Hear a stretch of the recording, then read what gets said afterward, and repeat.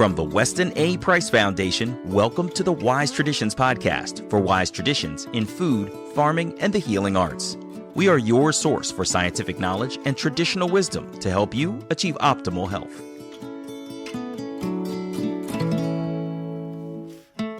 And now here is our host and producer, Hilda Labrada Gore. Hey, Hilda here. We want to choose food that nourishes us the best for ourselves and our families. What does that look like? What are helpful guidelines when it comes to eating an ancestral diet? And is this even possible in today's day and age of packaged and processed foods? What's realistic? This is episode 498, and our guest today is none other than Fallon Morell, the president and founder of the Weston A. Price Foundation. Today, Sally goes over the Wise Traditions 11 dietary principles that are a great starting place when it comes to making healthy, nourishing food choices. She reviews the sacred foods that were most prized by indigenous people groups. She explains how the dietary principles are tweakable, meaning that you can make them work for you, and why the Wise Traditions diet is not a diet of extremes. She goes over all of the specifics on how to get the right balance of omega-3 fatty acids and omega-6 in the diet, which is the best fat to eat, and so on. And she reviews why we need salt and the type of salt that's best, and how to reduce sugar cravings. Finally, she gives us a fresh look at the timeless principles of healthy traditional diets. Before we get into the conversations, I want to let you know that we just wrapped up the annual Wise Traditions Conference. If you missed it, don't worry. You can get access to the recordings of many, if not all of the talks and presentations by going to fleetwoodonsite.com. Go there for details. I'll put a link in the show description so you can find it easily. Order just a few of the talks or the whole conference full of presentations. And we hope to see you in person next time. This is Hilda Labrada Gore, and you're listening to Wise Traditions. Welcome to Wise Traditions, Sally. Thank you, Hilda. It's always great to be back with you. So the Weston A. Price Foundation is celebrating 25 years soon. Yes. I mean, you've established in 1999. That's amazing. Well, we just kind of stuck to it. I think that's so important, persistence. Well, and I want to have us revisit the principles because these dietary principles are key to what the foundation is about, right? Yes, and I always like to say we don't do this in sound bites. There's more to it than just a little saying or something. Right. There's details that are important. And we've always talked about our 11 principles, but now we have this beautiful booklet, 11 Dietary Principles, Wise Traditions Diet, beautifully illustrated. So we'd love for people to read this booklet. All the references are there. And now, how many of the principles are from Dr. Weston A. Price himself, and how many are some that we did research on and realized we need to add to the list? That's a very good question, Hilda, because number 1, 2, and 3 were Dr. Price's principles, and number 11 about healthy children. So 4 through 10 are things that we added, and we can go through them, but they are also things that you find in pretty much all traditional diets. Now, what if people have sensitivities or would prefer to avoid certain things? Can they still follow the Wise Traditions diet? Oh, yes. This diet is very tweakable. And one of the things we don't do is say what proportions of macronutrients your diet should be. No diet should exceed 20% of calories as protein because no traditional diet did. But then you have the carbs and the fats, and that's very adjustable depending on what works for you. I would say a lot of us do better on a high-fat diet. Mm-hmm. But some people really cannot handle a lot of fat. And so they would have more of a high-carb diet. But the key thing is to get those fat-soluble vitamins. And it's a little bit harder if you have a high-carb diet. Interesting. Mm-hmm. Now, I know some people say when I tell them, the Wise Traditions diet is kind of an ancestrally based diet, they think, do I need to look at my ancestry to know what to eat? How much does that play a part in what our diet should be, Sally? I think there is something to that. Just for example, if you had a lot of seafood in your ancestral diet, it would be very good to include it. If you had a lot of red meat in your ancestral diet, I think it's very important to include it because probably your body needs a lot of zinc. So yes, I would definitely look at your ancestral diet. But there's also, some people, we have a lot of people now who can't do beef, for example, which is a shame. But some people are just going to have to leave things out. And this reminds me, too, of the work of Dr. Jack Kruse, who says your genetic material may be predisposed to be living in a certain part of the world. Yes. So that if, for example, a woman from Mexico, Ancestry, is living in Canada, she may feel the cold more or need more sunlight, actually, than she's getting in those northern latitudes. That could be, yes, right. So we'll have to pay attention to that. Well, let's go through the 11 principles one by one. We'll see what we can cover. All right. Well, the first principle is that there were no refined or denatured foods. And I think we can all agree on that, but we also know that this is very, very difficult in the modern age. It means you have to really think about what you're putting into your mouth. It doesn't mean that you have to home cook all your meals, because we can get foods that are kind of quick foods that traditional people always had. Cheese is one of them. I'm very partial to cheese. Things like salami and cured meats, that's another one that people had. So, yes, you actually can do this without doing a lot of elaborate cooking, but it will be a lot more interesting if you do. Yes, and so what kind of refined or denatured foods did Dr. Price come across in his travels? Right, so number one was sugar, and foods containing a lot of sugar. Even back then, 100 years ago. Oh, yes. Well, this is 1930s, but sugar was really there. And refined flour, that's another one that he really looked at, because they knew how to make fine white flour, and that's what was coming into all of these stores and things in the isolated population, because it didn't decay. Mm-hmm. You could make biscuits out of white flour, and they lasted. The other thing that he mentions that we sometimes miss is the vegetable oils. We call them industrial seed oils. Vegetable oils is just not the right term, because they're not made out of vegetables. Right. But the industry at the time said, well, it just sounds so much better to say vegetables. See? Yes. But industrial seed oils were coming into the diet. They had never been in our diets before, and they were they were replacing the animal fats with a campaign to demonize the animal fats. Mm-hmm. And Dr. Price noted that when people started to incorporate these displacing foods of modern commerce, right? Yes. He saw that their health deteriorated. Yes, and very quickly in the teeth. He saw the cavities and the infection and so forth in the mouth. And then in the next generation, the teeth were not straight. There was not enough room for the teeth. And the teeth tell the tale. The teeth tell the tale. If you see somebody with naturally straight teeth, it's a sign that their whole body has been correctly nourished while they were growing and putting everything together. And if the teeth are crooked, then it's a sign that there was a lot missing in the diet, and other organs will be affected as well. But now we can't even tell who has naturally straight teeth, because a lot of people wear braces when they're teenagers and then get them off and they have that appearance, but maybe not really the strong body that would come with it. And they tend to have a narrow jaw, even though the teeth might be straight.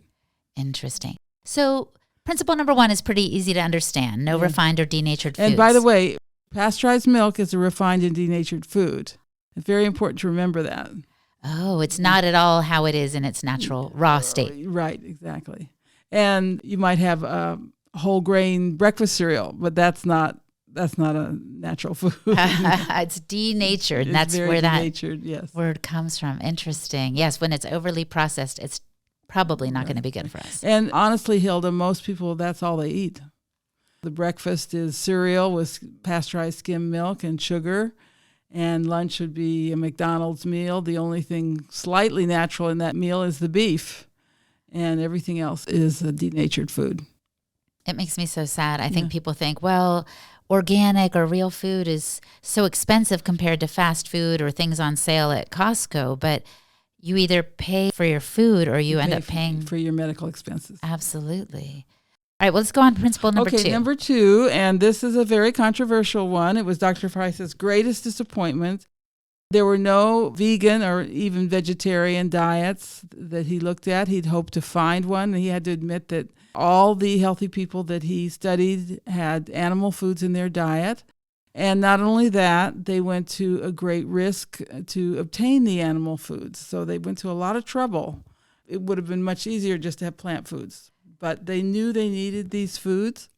And all the sacred foods, the foods so important for having healthy babies, they were all animal foods.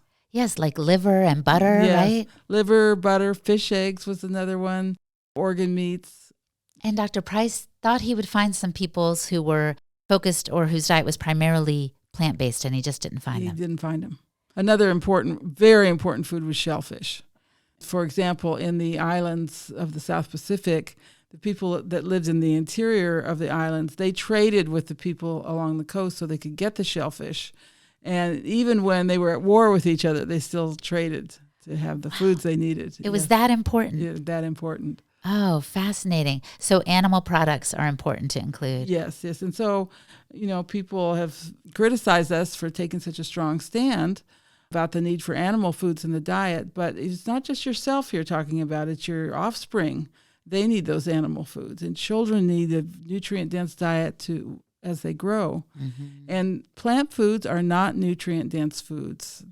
It's nice to have them in the diet, and they taste good and so forth, but compared to meat, what's in apples it's a pittance of what's in meat. That's right. And you've stated before, if we thought, well, I can get iron from spinach, for example, so I'll eat that instead of red meat of some sort. You'd have to eat quantities and quantities of it to even get what you would get from an ounce of liver, for example. That's right. And when you're eating all that spinach, you're getting a lot of oxalates, which is very hard for the body to handle and might cause kidney stones. So there's a lot of toxins in plant foods. Mm-hmm. Good point. So what's principle number 3? Okay, so this is the most important principle, and basically all the other principles can be fit into this principle, and this is the principle of nutrient density. So the diets were very high in minerals, at least 4 times more of all of the minerals in the traditional diet compared to the diet of his day, the American diet. So this is calcium, phosphorus, magnesium, iodine, all of the minerals, and very, very high in what he called the fat-soluble activators, the fat-soluble vitamins A, D, and K. And this is where we have put most of our emphasis. How do we get these vitamins to maximize them in the food? And what kind of foods do we have to eat to get these 3 really important vitamins? And here's the spoiler. It's animal fats and organ meats. Which actually are amazing. I feel like this kind of eating is so satisfying.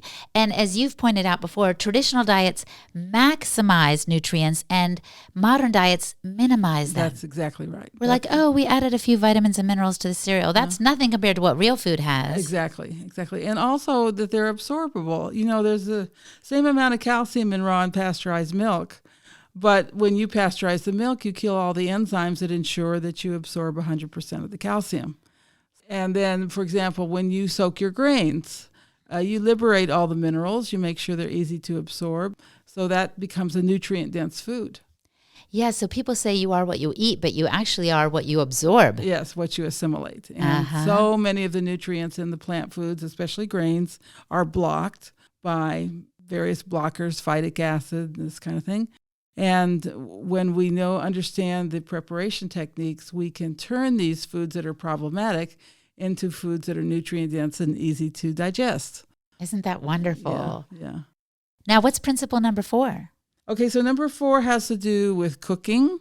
So some animal foods were eaten raw in all cultures, whether it's raw dairy, raw shellfish, which people still eat, or raw meat. Now, not all the animal foods were eaten raw. They both cooked and raw. And this is kind of a segue into what should we cook and what should we not cook. Mm-hmm. So we don't cook dairy products because the proteins and the enzymes are so fragile in these foods. We meat foods, the animal foods, raw and cooked. Vegetables should mostly be cooked because they're very hard to digest. Grains need to be soaked and cooked. So for each type of food, we need to understand how to prepare it so that we get the most from it. It's funny because I think most people would think it's the other way around. Eat your vegetables raw and eat your meat cooked. Cooked, yes. And yeah, we should eat some of our meat cooked because cooking makes the proteins more available in meat. Mm-hmm. But cooking destroys the B6, and that's one of the big things we get from meat. Fascinating. Yeah. So we don't need to go all raw or all cooked. We have to have a mix. And, Hilda, that's a really good point. This is not a diet of extremes. It's not an all raw diet. It's not an all cooked diet. It's not all meat. It's not all plants. It's in the middle. It's in the middle. And I think that's good news. That's the way people want to eat. It's true. They want to have meat, veg, and carb on their plates. And what we do is show them how to prepare these foods, to raise these foods. Of course, we're big advocates of pasture-based farming, to raise them and prepare them and put good butter on them and so forth, so that we get the most that we can get from these foods. I love it. And that's when they taste good. Mm-hmm. Yeah. What's principle number 5, Sally? So principle number 5 is interesting. This is something that's really catching on now, and this is this principle of lactofermentation. Every traditional culture, healthy culture, without exception, had one or more fermented foods in their diet. There's no exceptions to this rule, whether it's the Eskimos with their fermented fish or the South Sea Islanders with fermented taro. And these are raw foods. These are foods that have been fermented, and you get all the good bacteria and enzymes and so forth. And it's really fun to see how science has caught up with this principle. Because 30 years ago, the only good bacteria was a dead bacteria, right? And we've completely changed our view. Science has opened up new worlds for us, that the bacteria are our friends. Yes. And we need to support and replenish those bacteria every day. And that's what the fermented foods do. And just to give you an example, sauerkraut, if you eat a tablespoon of sauerkraut with every meal, there's more probiotics in that tablespoon of sauerkraut than there is in a whole bottle of probiotic pills. Wow. And if you wild ferment, in other words, getting the bacteria from the atmosphere, there are even more strains, I imagine. Yes, there absolutely are. And you're right, this is catching on now, which is really gratifying. Well, somebody just sent me an email about how some big company, I forget, it might have even been Pfizer, I don't know, how they're getting into fermented foods. And this is the latest thing, like they just discovered it. We know it's a wise tradition. Yeah, that's right. Coming up, Sally explains why people have so much trouble with grains and how following the example of traditional peoples can help us benefit from them with fewer digestive concerns. One Earth Health. Explore the amazing benefits of organ meats with One Earth Health. Did you know that organ meats from New Zealand are 400% more packed with nutrients compared to those from other countries? That means you get a lot more vitamin A, K, and the B complex, plus other high-quality nutrients. At One Earth Health, they put these nutrients into easy-to-take capsules. Their cows are raised in pastures without GMOs or pesticides. And what's special about their capsules? They are filler-free, just pure 100% organ meat. Their prices are the best for organs from New Zealand. You can get their popular beef organ supplement bottle for just $39.99, and it comes with 200 capsules. So boost your nutrition with One Earth Health now. Go to their website, oneearthhealth.com/wisetraditions for a special sign-up page that gives you a 15% discount. Again, that's oneearthhealth.com/wisetraditions for that special sign-up page that gives you the 15% discount. And Green Pasture products. Green Pasture fermented cod liver oil is a superfood that contains real vitamins that your body can use. Real vitamins found in food are often made up of different compounds that act together to deliver nutrients to your body in a way that the body can use them. In Green Pasture products, the oil contains a natural balance of omega-3 fatty acids and vitamins A and D. This makes it a wonderful vehicle to get the nutrients to the body in a way that they can be readily absorbed for better oral and overall health. Green Pasture products are fermented. It's the method that they use to gently extract oil from the livers. What's also nice to know is that Green Pasture is a small family-owned company who dedicates their time to creating nutrient-rich products for their own family and yours. So check out their fermented cod liver oil and concentrated butter oil. Simply go to greenpasture.org to learn more about their nutrient-rich products and use the code WISE for 10% off your next order. Exclusions may apply. The offer ends on July 1st, 2025. That's greenpasture.org. And this is Hilda Labrada Gore, and you're listening to Wise Traditions. What's the next one, Sally? Okay, so now we get into grains and seeds. And for so many people, grains are a big problem, very hard to digest.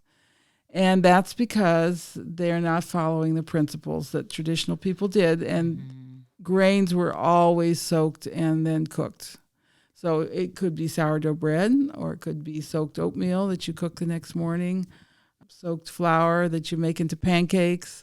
And believe me, these foods will taste better and they won't be so hard to digest.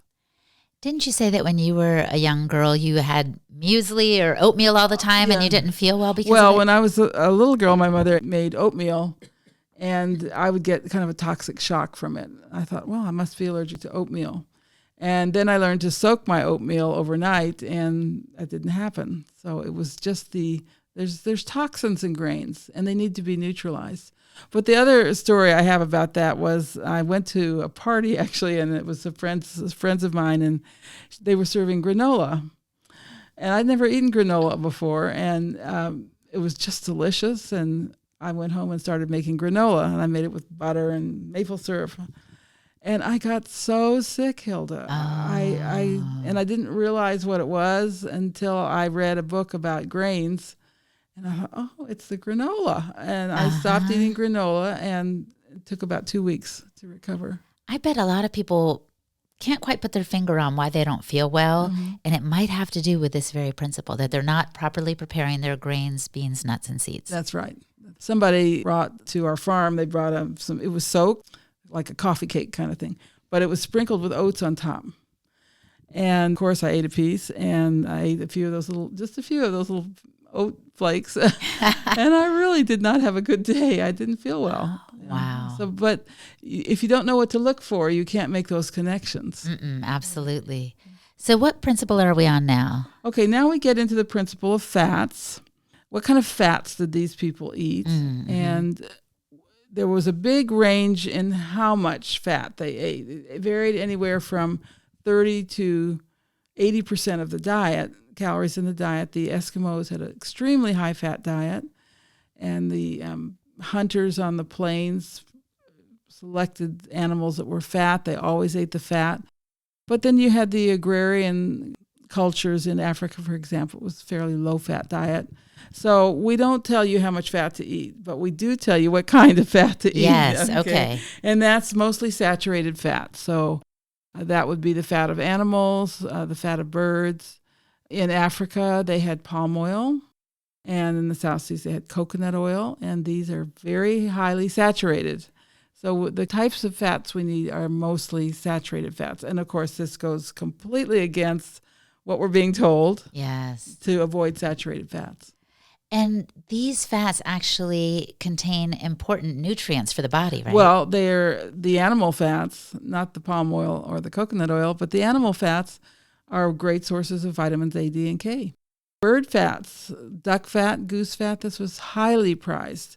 And that's our best source of vitamin K2, which is Dr. Price's Activator X. Right. And then you can get the proper cognitive function, the proper digestive function. Everything works better with these fats. Yes, exactly. And now our latest challenge is the EMF, the 5G, and so forth. And what we're beginning to realize is this, your protection against this is having a lot of structured water in your body.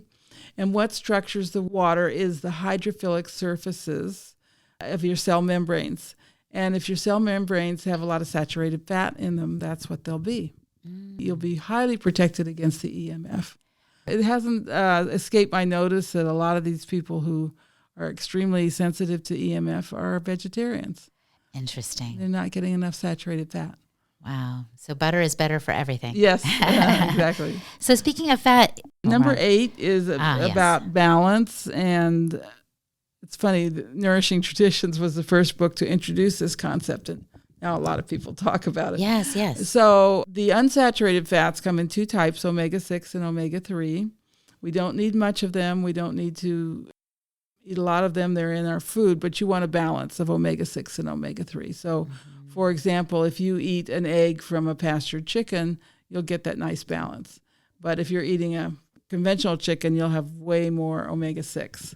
And same with if you're eating a lot of industrial seed oils, they're almost 100% omega-6. But then you have people who kind of go the other direction and do a lot of fish oil, and they're getting too much omega-3.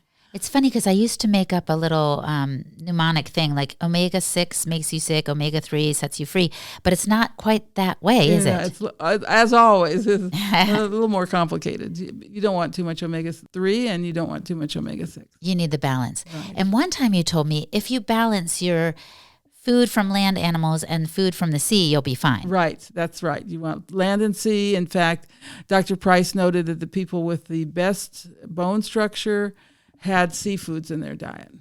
I'll just think of it now as surf and turf. Surf and turf. That's perfect. Perfect.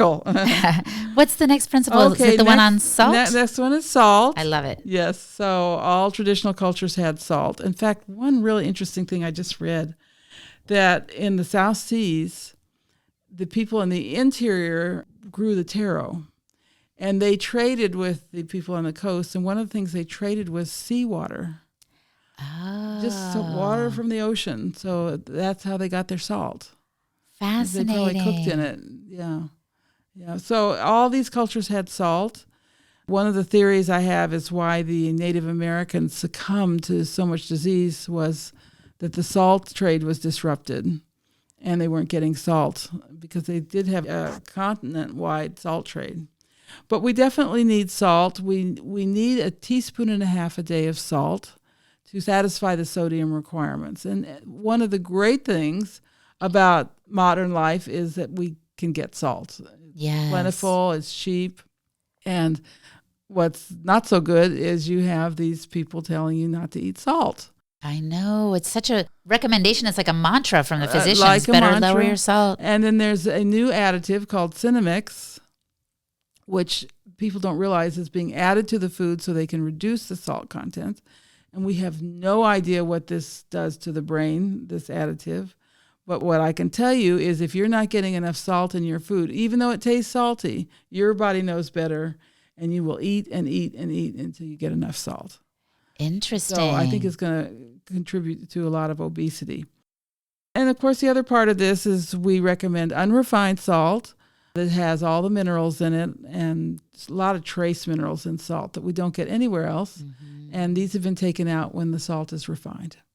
Some people get worried if they get sea salt that it might have like microplastics from the sea in it. Is there, I guess you can't recommend a particular brand, but we need to pay attention to where we're sourcing it. Yeah, we have a lot of brands in the shopping guide. Some of them are mined salts, but Celtic sea salt, which is from the sea, they've tested their salt and it's just like a trace. It was hardly anything.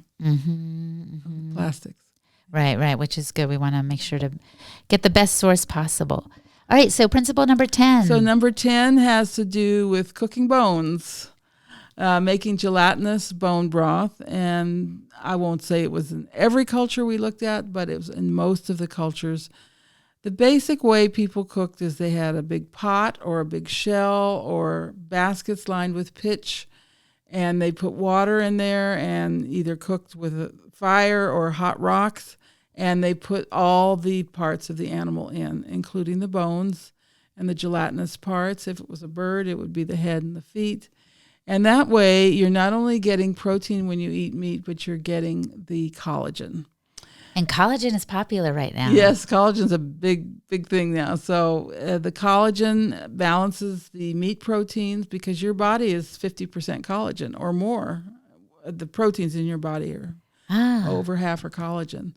And the collagen's what holds you together, gives you strong joints and tendons. And there's a membrane of collagen around the muscles. So yes, we definitely need that collagen. And so I think of broth as melted collagen. And what Western cultures have done is make broth into kind of the key to gourmet cuisine and beautiful sauces. Yeah, gravies and sauces and soups. Which is so delicious. Yes. But I think it's good to note that broth isn't difficult to make because I think I used to buy the little boxes in the grocery store and it's so thin and watery compared to what I can make at home. And it's got MSG in it too. So, but it's easy to make broth.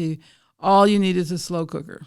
Right. And I kind of alternate between beef broth and chicken broth. It's just second nature to me. It's not hard. And it's so wonderful in the mornings on a cold winter day. Yes.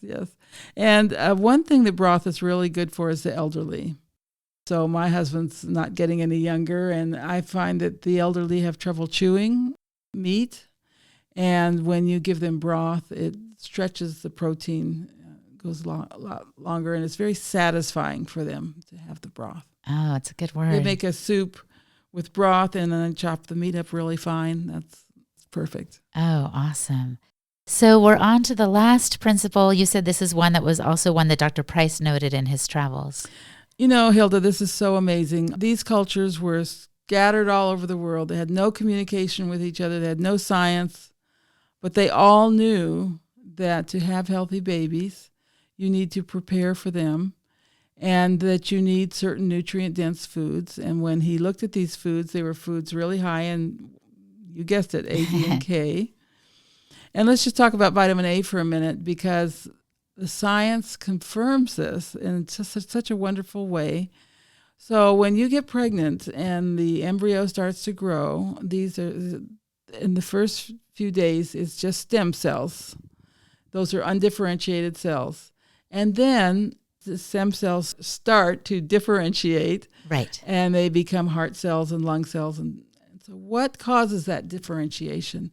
It is vitamin A. Yes. Yay, the vitamin conductor. A. Yes, the vitamin A is the concert master of fetal development. And in traditional cultures, they would have been eating a lot of foods rich in vitamin A, like liver or fish heads or whatever, butter, before you get pregnant. So once that process starts, you have a lot of vitamin A available, and there won't be any birth defects. Everything will go according to plan. If you wait until you're pregnant and then say, oh, I'm going to take a prenatal or something, it's too late. That differentiation, that building of the different organs has already started. Mm-hmm. And so the first organ to start is the heart. And if there's not enough vitamin A available, the heart will not develop properly. That's what happened to me, as you know. I think my mother's vitamin A stores were low, and I was born with a hole in my heart. Yeah, it's very common today. Mm-hmm. Yeah. So not only did they prepare for pregnancy and continue these highly nutrient-dense foods throughout pregnancy, breastfeeding, and the growth of the child. And see, they understood that this was the time when you needed the most nutrition. Mm-hmm. And you can improve your health when you're older by changing things, but you can't change your structure. That's already happened. So that's when these nutrient-dense foods are just vital. Mm-hmm. So, but the other thing was they spaced their children. It was considered shameful to have a child more than once every 3 years. And if you were in a village in Africa or the South Seas, you couldn't go anywhere else. You didn't want to be shamed by your village when pointing their fingers at you saying, oh, she didn't care. She didn't care about having healthy children. Why is that important, do you think, the spacing, Sally? Well, the spacing allows the mother to recover her nutritional stores and gives her time to build up with a preconceptual diet and so forth. And don't forget, she's also breastfeeding. And this is a big stress for the mother, nutritional stress. So she needs to get to the point where the baby is not getting so much of its diet from the breast milk, and then do the preconceptual diet to prepare again. Yeah. Well, I didn't know about this principle when I was pregnant with one kid and I was nursing another, and I was like, oh my gosh, I'm feeding 3 people right now. It did feel like a lot. Yeah. Oh, yeah. And you don't need to do that to yourselves. One thing I'm concerned about is this idea that we should be exclusively breastfeeding. Traditional cultures did, most of them, not all, most of them breastfed for a number of years, or at least until they became pregnant with a second child. Mm-hmm. But they didn't exclusively breastfeed. In fact, in some cultures, they started solid food at 1 month. Oh, wow. Yeah, and certainly by 6 months, they were all giving solid food. Do you think there's resistance to giving the child food because we think breast is best, I guess? Yes, so we've kind of gone from one extreme to the other. We've gone from no breastfeeding to exclusive breastfeeding. And what happens is the babies become anemic, because by 6 months, that baby needs extra iron. And breast milk is not high in iron. It's got a little, but not enough for this developing baby. And the first foods for infants tend to be high iron foods like liver or egg yolks or something like that. So as we start to wrap up, Sally, what do you think is important for people to keep in mind when they consider the Wise Traditions diet? What if part of it doesn't appeal to them? If I'm like, oh, I don't know about ferments, or I don't have those in my diet, or I can't balance the omega-3s and omega-6s. Yeah, well, just do the best you can. Start somewhere. And I think the first thing is go from processed food to real food. Processed food to real food. And most of these will sort of happen by themselves. That's right, over time. Yes. Number one is probably a good one to start with. You're right. Yeah. And get off the sugar. And it's very interesting. I wrote an article about this recently. There was a study done where they got these rats addicted to sugar. They had sugar water and they kept going for the sugar water. And then they gave the rats a diet that was 40% lard. And they didn't want the sugar water anymore. And the researchers were very upset about this. These rats they called it a chronic high-fat diet. The rats didn't want their palatable sweet foods, okay? But most of us are struggling with sugar addiction. And it's really good to know that if you just increase your fat content, this cravings they'll eventually subside. Very good to know. Very encouraging in this day and age where sugar is ubiquitous. It's just ubiquitous and it's hard to resist. So I want to ask you the question I love to pose at the end. It might be related to these principles or not. If the listener could do one thing to improve their health, what would you recommend that they do? Eat more butter. Yes. Eat more butter. Don't be afraid of butter. It's the most perfect fat in nature. It is the fat for the growth and development of all mammals. There can't be anything wrong with it for children or adults. And if it comes from grass-fed animals, so much the better. And you know what? Most supermarkets carry grass-fed butter. So this is another thing that's new and it's really good. We should celebrate this. So I couldn't get grass-fed butter when my kids were growing up. Wow. But now there's several brands. That's excellent. Yeah. Well, thank you for your time today. It's been a pleasure. Thank you, Hilda. Always great to be with you. Our guest today was Fallon Morell. Check out her blog at nourishingtraditions.com. And I am Hilda Labrada-Gore, the host and producer of this podcast on behalf of the Weston A. Price Foundation. You can find me at holistichilda.com. And for the transcript for this episode, visit our website, westonaprice.org, and click on the podcast page. And now for a recent podcast review from Apple Podcasts. Nurse the Littles had this to say. This podcast is a gem and so needed in a world overloaded with misinformation about health and wellness. Everybody needs to listen to it and share with your friends. Thank you for producing fabulous episodes week after week and bringing the message of the foundation to a wider audience. Nourish the Littles, it is our pleasure. Thanks for taking the time of writing this review. I would love it if you too could leave us a review. I'm telling you, these make a difference for potential listeners. And thank you so much for listening, my friend. Stay well, and remember to keep your feet on the ground and your face to the sun. On behalf of the Weston A. Price Foundation, thanks for listening. We have many free resources to support you on your health journey. Visit westonaprice.org to find podcasts, articles, videos, and more. You can also find a local chapter near you for help in finding sources of great food. We invite you to support the Foundation's mission of education, research, and activism by becoming a member. Thanks again, and take care. Wise Traditions is a project of the Weston A. Price Foundation for wise traditions in food, farming, and the healing arts. The content on this podcast is provided for informational purposes only and is not intended to substitute for the advice provided by your doctor or other healthcare professional. It is not intended to be, nor does it constitute healthcare or medical advice.